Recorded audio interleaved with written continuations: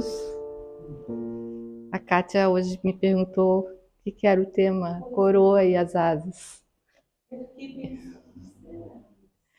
E já no início da palestra vocês já vão saber qual vai ser o assunto tratado, mas é um tema, a coroa e as asas, que está num livro que depois eu irei apresentar, que é uma passagem de Jesus. Então eu trouxe esse assunto para que a gente realmente possa estar inserido no contexto do que, por que estou aqui, como estou aqui, para quê, que a gente possa refletir realmente como estamos fazendo a nossa caminhada. Então a doutrina espírita, ela veio trazer para a gente, ou melhor, ela veio tirar aquele véu, aquele nevoeiro que impedia realmente o homem de ver, de compreender, de entender realmente a importância de Jesus na Terra.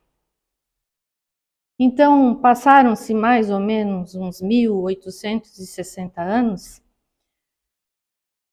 que vivemos na incerteza, no desconhecido, até que chegou um momento em que a luz se fez.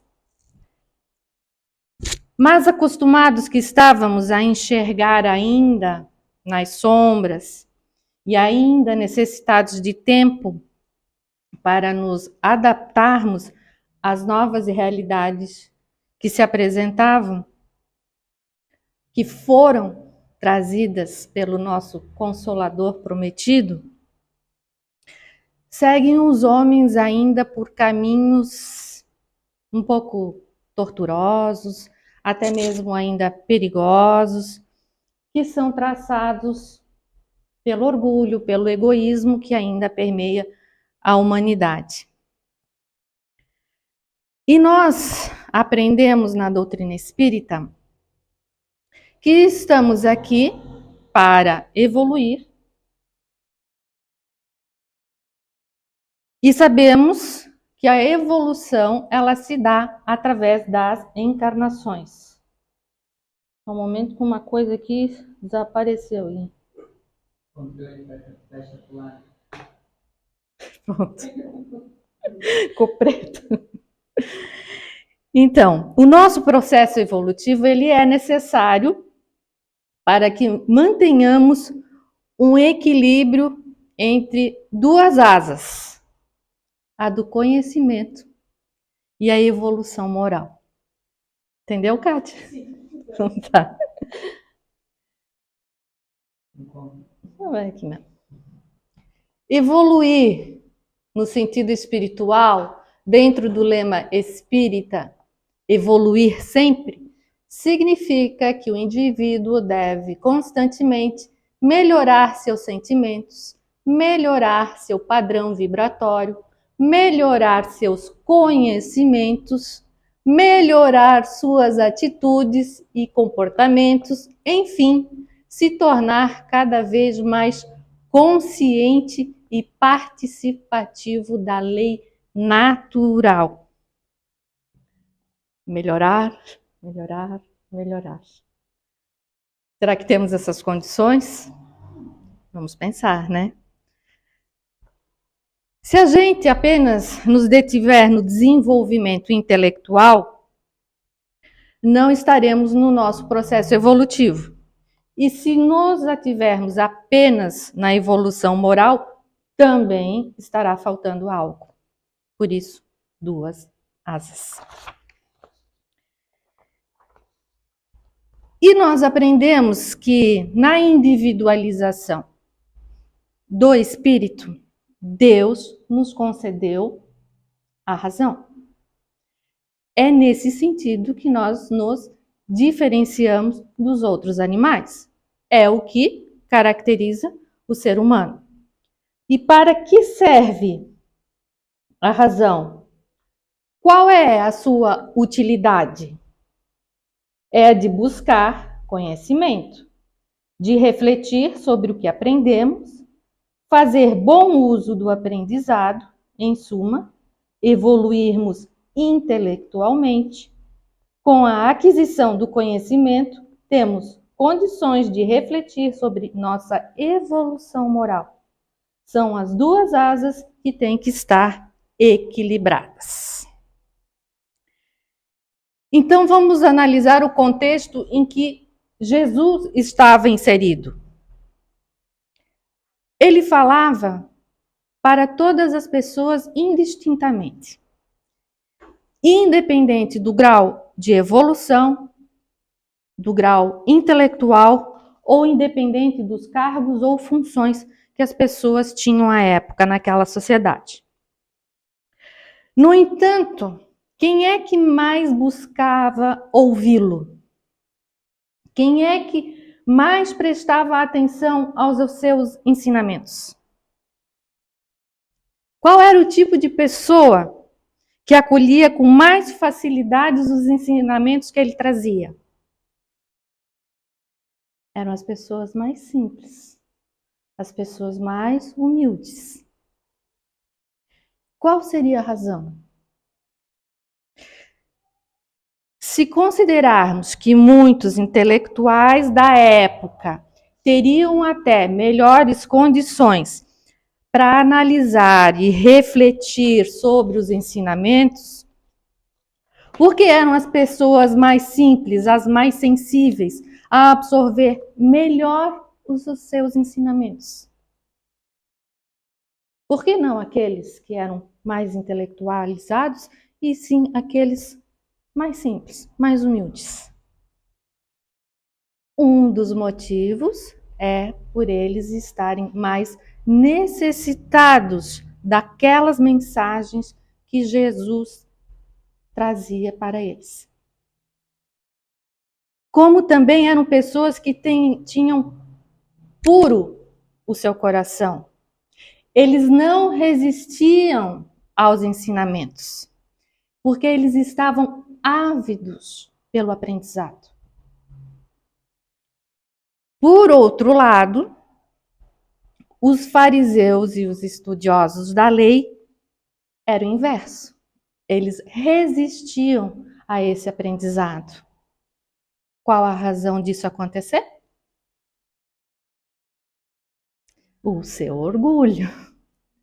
Eles se achavam os conhecedores de tudo. Eles se autodenominavam os doutores da lei. Eles é que detinham o conhecimento à época. Então era muito difícil para eles, por causa daquele seu orgulho, por causa da sua vaidade, reconhecer que ainda tinham algo a aprender. Se eles reconhecessem isso, seria uma forma de dizer que eles não detinham o conhecimento. E quantas coisas nós sabemos e não colocamos em prática? Então, o conhecimento nada mais é que o somatório de todas as informações que nós recebemos. É a base daquilo que nós chamamos de cultura. E nós podemos adquirir conhecimento sem viver qualquer experiência fora dos livros e das teorias. E para ilustrar esse tema, eu trouxe uma história, na realidade é uma lenda, da literatura internacional, de dois discípulos que procuraram um mestre para saber a diferença entre sabedoria e conhecimento.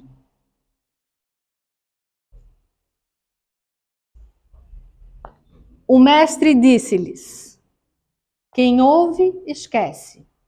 Quem vê, entende. E quem faz, aprende. Só por aqui eu já aprendi muita coisa. Isso a gente deveria gravar, para que a gente pudesse realmente entender e compreender as coisas. E apenas ouvir, nós vamos esquecer. Apenas ver, nós vamos entender. Mas quem faz, aprende. E continuando, então, O mestre disse-lhes: portanto, darei a vocês uma tarefa. Amanhã, bem cedo, coloquem dentro dos sapatos 20 grãos de feijão, 10 em cada pé, e apresentem-se a mim. Em seguida, subirão a montanha junto a essa aldeia, até o ponto mais elevado, com os grãos dentro do sapato. No alvorecer do dia seguinte, os jovens começaram a subir o monte. Na metade da subida, um deles sentia muitas dores, prejudicando a caminhada. Seus pés estavam doloridos e ele reclamava muito, demonstrando em sua face o desconforto. Outro seguia o mesmo caminho em direção ao topo da montanha com naturalidade. Quando chegaram ao alto, um estava com o semblante marcado pela dor, o outro sorridente.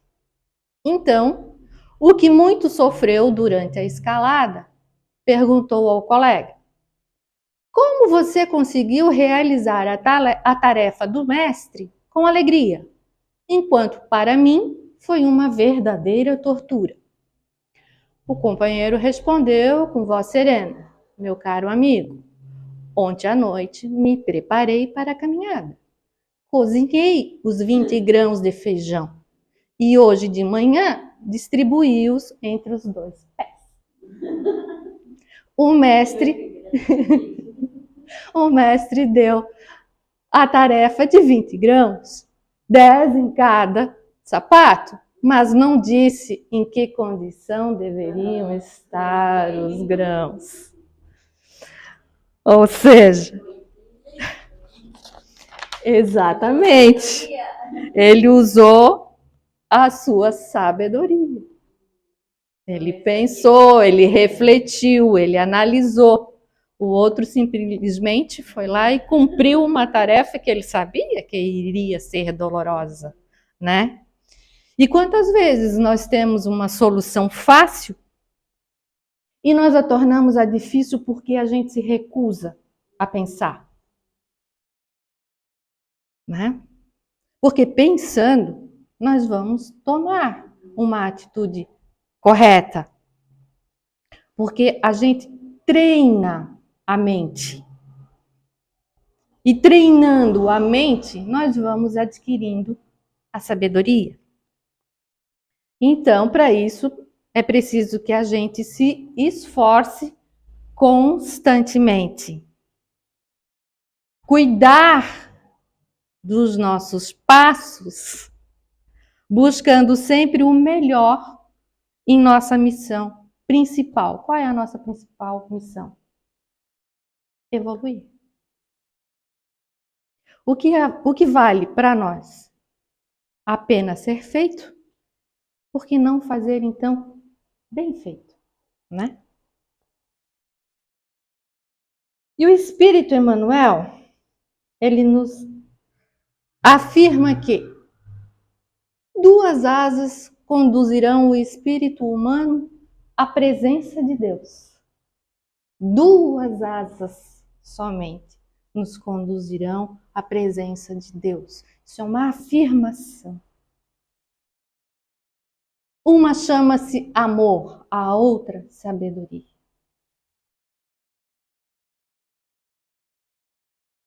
Pelo amor, que acima de tudo é serviço aos semelhantes.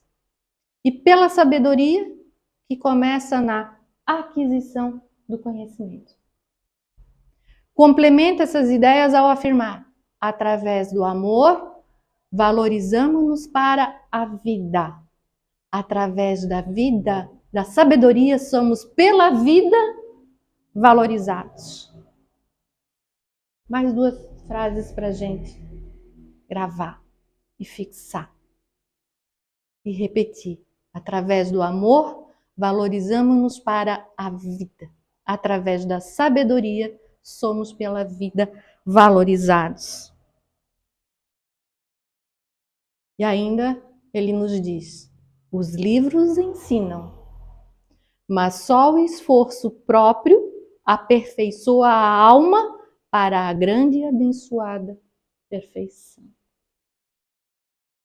Através do nosso esforço, chegaremos à perfeição.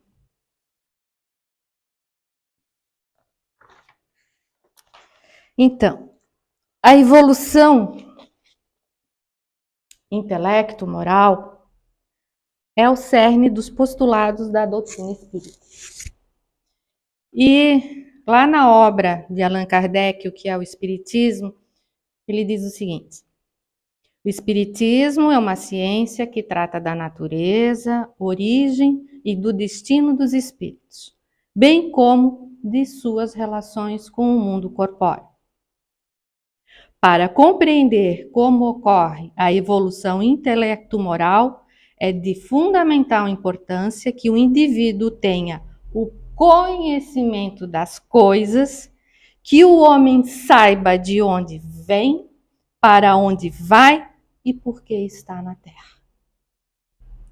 E ao longo de vários anos, nós mantemos esta ou aquela informação, e muitas das vezes nós não nos permitimos olhar de uma forma diferente e não queremos refletir a respeito.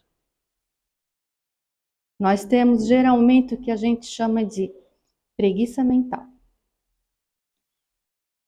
Até mesmo inércia mental. É mais fácil a gente receber uma informação, acolher essa informação e não pensar a respeito. Nós não usamos o dom que Deus nos deu, que é exercitar a nossa razão. Raciocinar, pensar, refletir. Se nós olharmos em volta no contexto do planeta, nós vamos realmente observar o quanto o ser humano ele está apenas absorvendo as informações e não está refletindo sobre elas. Por isso está dando tantas convergências. Porque as pessoas apenas aceitam. Porque estamos acostumados a agir de determinada forma e achar que está tudo bem. Nós nos acostumamos com a situação em que estamos vivendo e não queremos mudar. É mais fácil deixar como está. É mais fácil seguir a minha vida do jeito que ela vai. Porque se decidir mudar, eu vou ter que mudar o meu comportamento, eu vou ter que mudar a minha maneira de ser, ou seja, eu vou ter que sair da minha zona de conforto. Isso dá trabalho. Mudar, pensar, refletir, mudar de comportamento, mudar de atitude, para quê? Para quê, gente? Para que mudar de comportamento? Para que mudar de atitude? O que eu quero, gente? Onde é que nós queremos ir? Aonde nós queremos chegar? Se eu não mudar o meu comportamento, lembra lá no começo, o primeiro slide? Melhorar, melhorar, melhorar.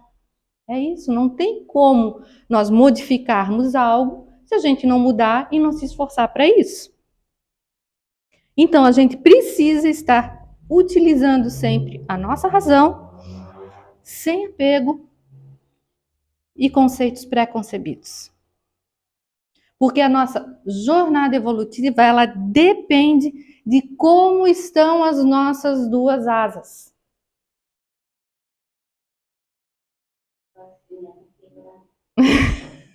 Não.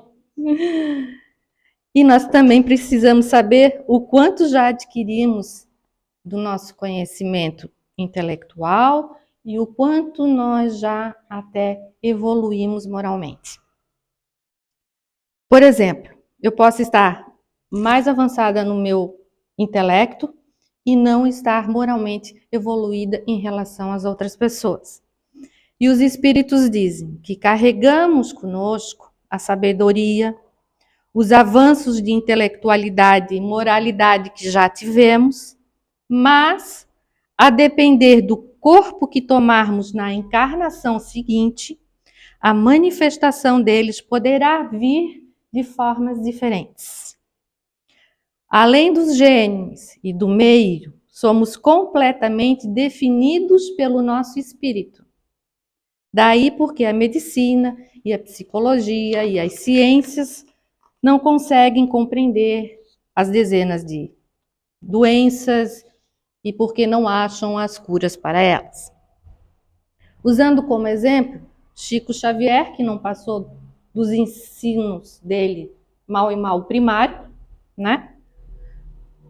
Psicografou dezenas e dezenas de livros em várias línguas.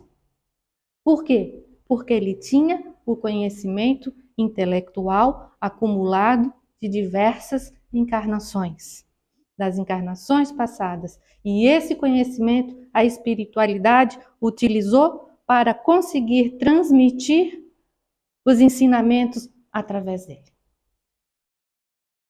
Então, ele já tinha o conhecimento, mas ele veio de uma forma diferente e necessária. Mas, ao mesmo tempo, Chico Xavier nos mostrou o quê? Não só a intelectualidade de um espírito, mas também a sua moralidade. Ele, para nós, não tem como, é um dos maiores exemplos das duas asas.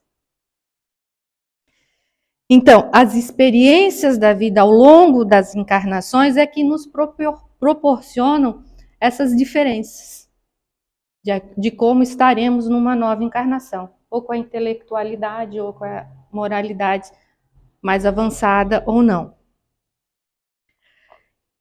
E não podemos ter o orgulho e pensar que nós somos melhores do que outros. E nem fazer julgamentos de que os outros estão mais distantes de nós. E para exemplificar isso, eu trouxe mais uma historinha. Mas essa eu não vou apresentar, só vou ler para vocês. Que é a história que está contida no livro Jesus no Lar, de Chico Xavier, pelo espírito Neio Lúcio. Lá no capítulo 14, é a coroa e as asas. Esse livro, eu até recomendo que para quem faz Evangelho no Lar ou está iniciando o Evangelho no Lar, é muito bom para aplicar no nosso Evangelho, principalmente para quem tem criança em casa, porque conta histórias e é muito, muito bom. E essas histórias que são contadas nesse livro, eles são trazidos por Jesus na casa de Pedro, onde eles se reuniam com a família e os amigos. Essas reuniões normalmente aconteciam quase que ou semanalmente, se não vou dizer a todo instante, quando ele se reuniu nos lares de cada um, mas geralmente na casa de Pedro. E naquele momento Jesus estava conversando com eles a respeito da glória do saber. E naquele instante, então, ele aproveitou a oportunidade despretensiosamente e explanou para os seus amigos que lá se encontravam junto a ele. Aí ele disse o seguinte: havia um homem que tinha o objetivo de conquistar todo o conhecimento existente no mundo. Sabia ele que ao final da jornada encontraria uma montanha e subindo esta montanha encontraria um anjo que lhe ofereceria a coroa e as asas reservadas àqueles que alcançassem todo o conhecimento, e com a coroa e as asas ele poderia ascender ao paraíso. Durante seu caminhar, aqui e ali, ele deixava à beira do caminho sua capa, já gasta pelo uso, ou sua sandália, acolhendo uma nova capa ou sandália para assim poder prosseguir. Nesse caminhar, ele conseguiu alcançar todo o conhecimento disponível. Chegando ao pé da montanha, subiu e no alto ele encontrou o anjo. Disse-lhe que havia conseguido amealhar todo o conhecimento e sabia haver conquistado o merecimento de receber a coroa e as asas. O anjo disse-lhe que realmente ele havia conquistado o direito à coroa. Mas para poder obter as asas, ainda havia algo a ser feito. Pediu-lhe então que se virasse e olhasse o caminho que ele havia percorrido. O homem virou-se e começou a observar as pessoas que percorriam o caminho pelo qual ele viera até a montanha. Percebeu que algumas pessoas, por não terem o que vestir ou o que calçar, recolhiam as capas já bem gastas ou as sandálias que ele deixara pelo caminho.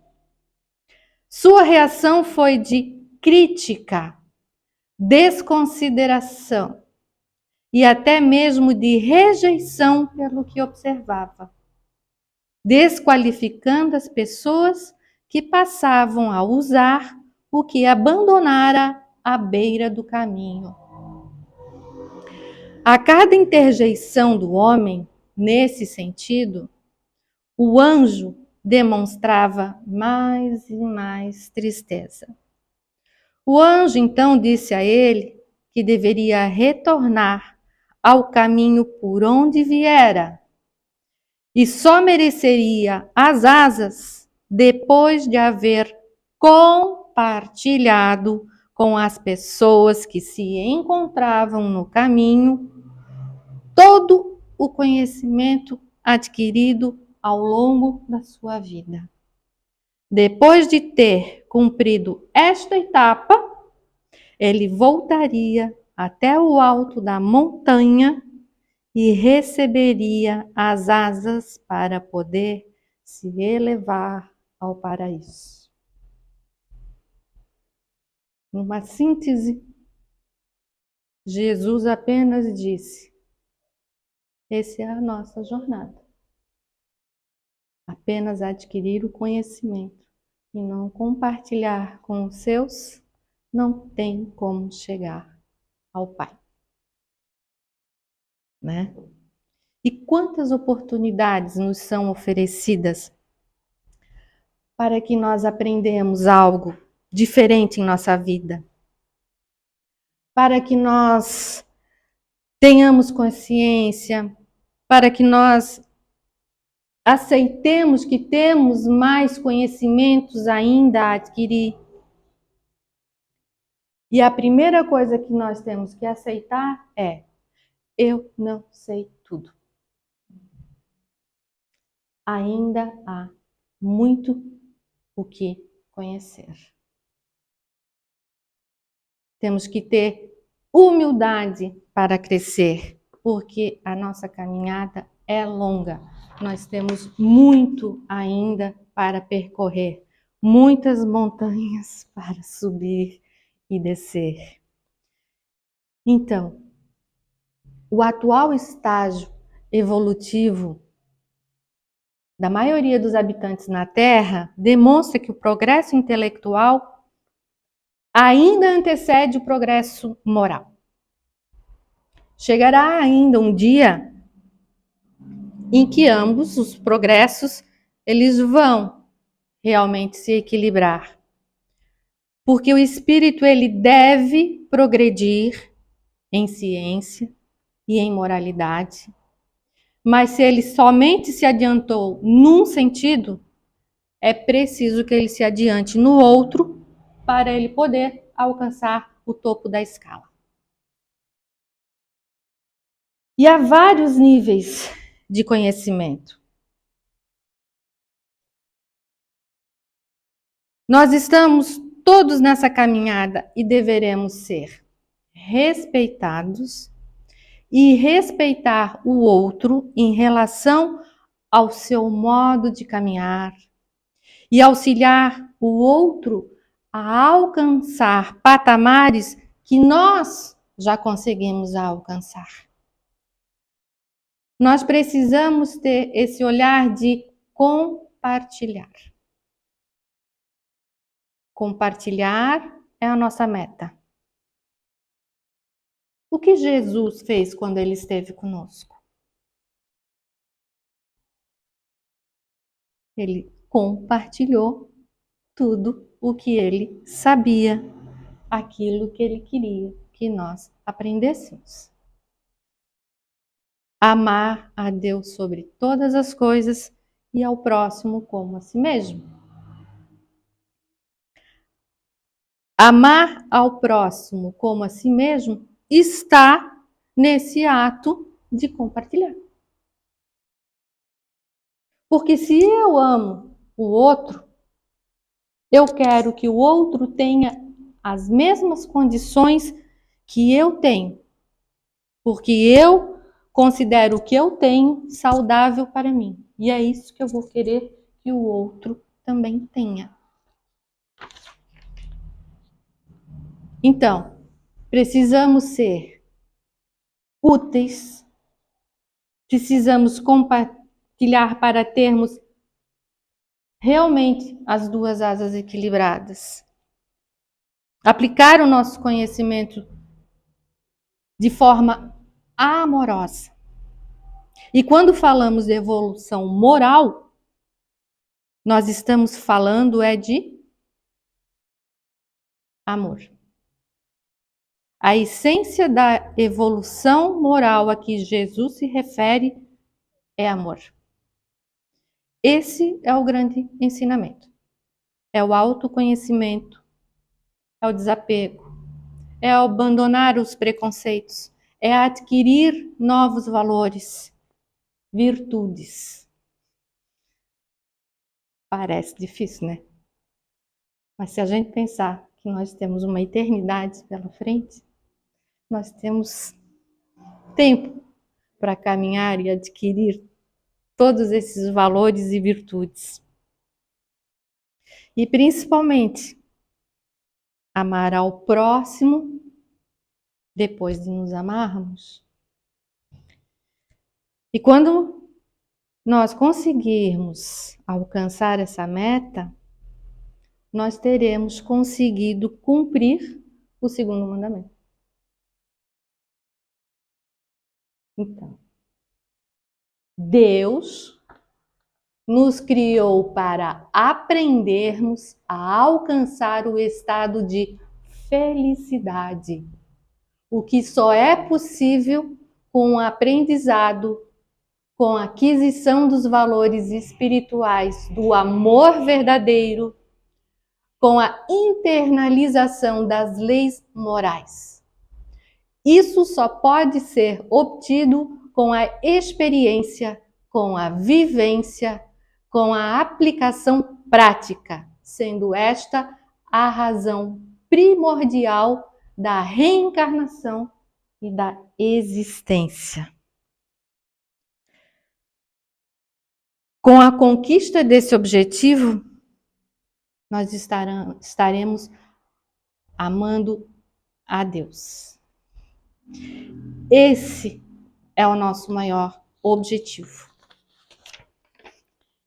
E quando nós conseguirmos alcançar esse maior objetivo, aí sim nós vamos sentir a energia de Deus que nos envolve em todos os momentos da nossa vida. Muito obrigada.